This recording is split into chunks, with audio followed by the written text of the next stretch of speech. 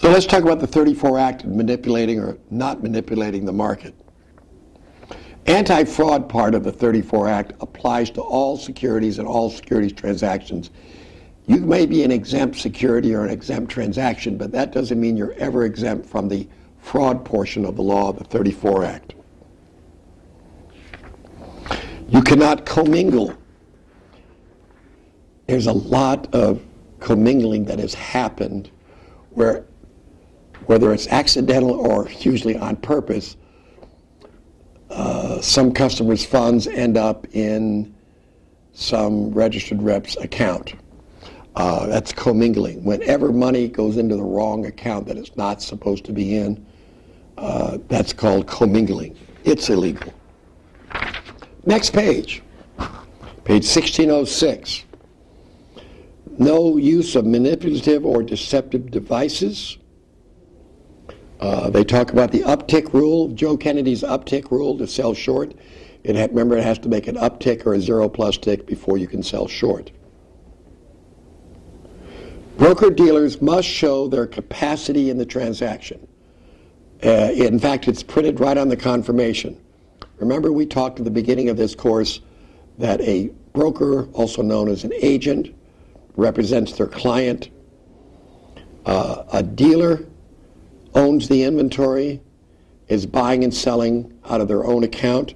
You have to put on the confirmation the broker-dealer's capacity in the transaction. This was an agency transaction, or this was a principal transaction. There is no insider trading allowed under any circumstances. Insider trading is when you have gotten information that will or can affect the price of the stock, and you trade on that information before the public knows about that information. And there have been many famous cases about this.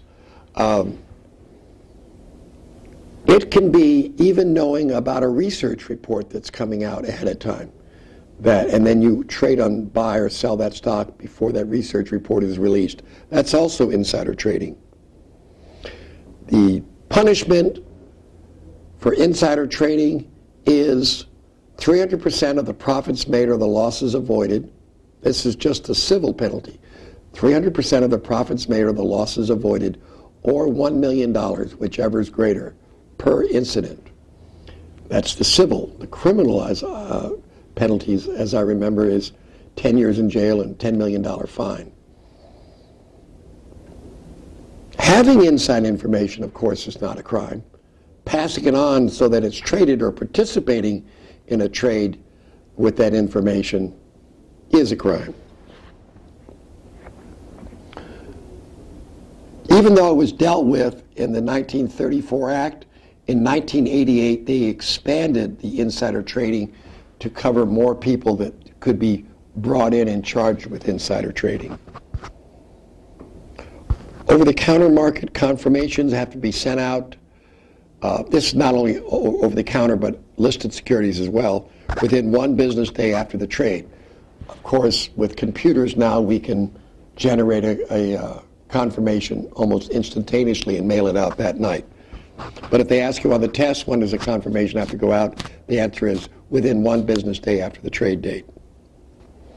You have to show any commission or remuneration received. In most cases, you do not have to show the markup on a dealer/principal transaction, unless it's a national market system stock, NMS stock. Discretionary accounts have to be in writing and be approved not only by the RR accepting it, but the principal allowing it to be a discretionary order or a discretionary account.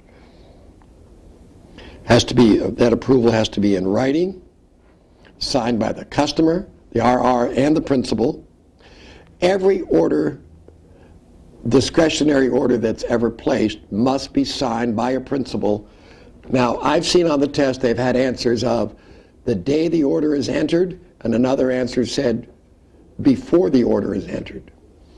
And I went back and forth on which one And I thought, well, it would probably be before the order is entered, just to make sure that it meets suitability standards, and have the principal check it out before the order is put through. But then I thought, well, what if the principal's at lunch or in a meeting? Can you still put that discretionary order in? And the answer is yes. So therefore, the right answer for that question is the day of the order, not necessarily before the order is entered. All tickets, discretionary tickets, have to be initialed by the principal the day of the order. Each firm has to have net capital requirements, which they really don't go into on this test. Proxies, there were two strange questions on proxies. One was, I've mentioned this already, if they've told you to hold their mail, what part of their mail do you have to send to them anyway? The answer is proxies. The other question on proxies is, you can charge a customer a fee for any service except, and the answer is, you cannot charge the customer a fee for forwarding proxies or mailing proxies. The Trust Indenture Act of 1939. Let me take a little while to explain this. Let's say a company issued bonds in 1910, and they were supposed to, according to the indenture, put money into a sinking fund every year until that bond matured. So when the bond matured, they'd have the money in a trust account in order to pay it off. Well, in 1933, 34, when many companies were going bankrupt, bondholders thought that they'd get most of their money because of that sinking fund that had been built up to pay them off, that there'd be plenty of money to give them most of their money back on the bonds. And then it turned out that many of these companies had never lived up to their agreement and put money into the sinking fund, and they got nothing. And what are you going to do? The company is bankrupt. So in 1939, they passed the Trust Indenture Act, which appointed a trustee. That trustee reads the indenture, watches the corporation to make sure that they live up to their promises in that indenture, which in turn protects the bondholder. Test question. And this Trust Indenture Act applies to corporate securities only. In other words, corporate bonds only. It does not apply to municipals. It does not apply to government issues. They were exempted from all the laws. And it applies to corporate bonds, $5 million, issues of $5 million or more. Investment Company Act of 1940, we talked about that in Chapter 4 with mutual funds. Investment Advisory Act, remember, if you charge a separate fee for investment advice, you have to have a separate license as an investment advisor. If your advice is free, or it's in a magazine or a newspaper, you do not have to have that license. If you're a professional and that advice is incidental to your profession, you don't have to have the license. If in fact you charge a separate fee for that investment advice, then you do have to have a license as an investment advisor. Some states require you to take a test for that license. There are some states, a few states left, that do not require a test. Next subject, SIPC, Security Investment Protection Corporation. I hate to tell stories, but this one kind of helps in your understanding and how something evolved. In 1969, one of the largest brokerage firms in the country went under. And they went under primarily because of incompetency in the back office of not keeping track of securities that were held in street name for customers. And when they did their count of what they're supposed to be holding based on what their statements are showing that they're holding for customers, that didn't match. They were missing millions upon millions of dollars worth of securities, and they had no idea what had happened to it. And as I remember, they filed for bankruptcy. This caused a panic in the industry. People, remember, in 1969, most of the people who had money, were older, and had grown up during the Depression, and you know what Depression children are like.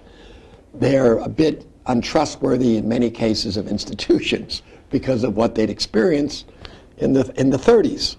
So when they read that this large brokerage firm couldn't find securities that were supposed to be held in street name, they all went down to whatever brokerage firm they were dealing with and said, "Give me my stock. I don't want to have it held by you guys anymore." Now, the head of one of the largest brokerage firm then went in, took over that company that had filed for bankruptcy, picked up all their offices, made them part of their own, and guaranteed everyone's account. So nobody lost anything because of that. But they still had the problem of the perception that maybe your stock held in street name is not safe in the case of the brokerage firm becoming insolvent. So the brokerage firms all got together in 1970 and decided to create an insurance company of their own.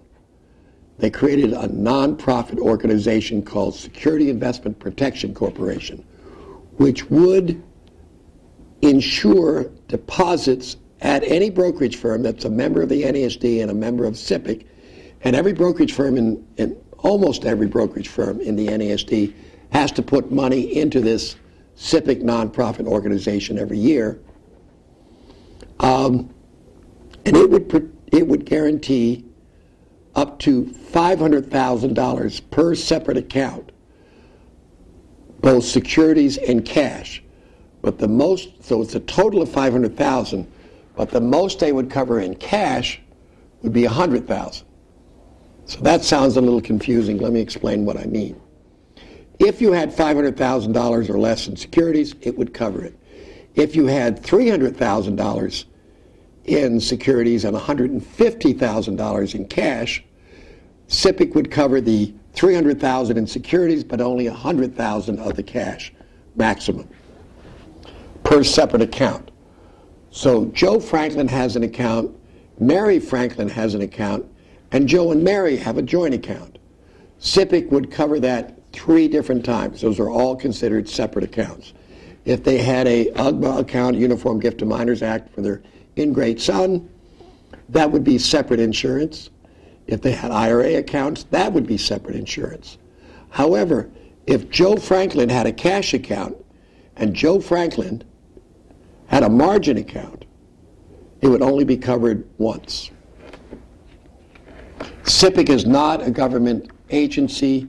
It is a self-regulatory organization. It's a nonprofit corporation. Today, most brokerage firms on top of SIPC will have insurance from major insurance companies per separate account into the multi-millions that they cover per separate account. Telephone Consumer Protection Act of 1991.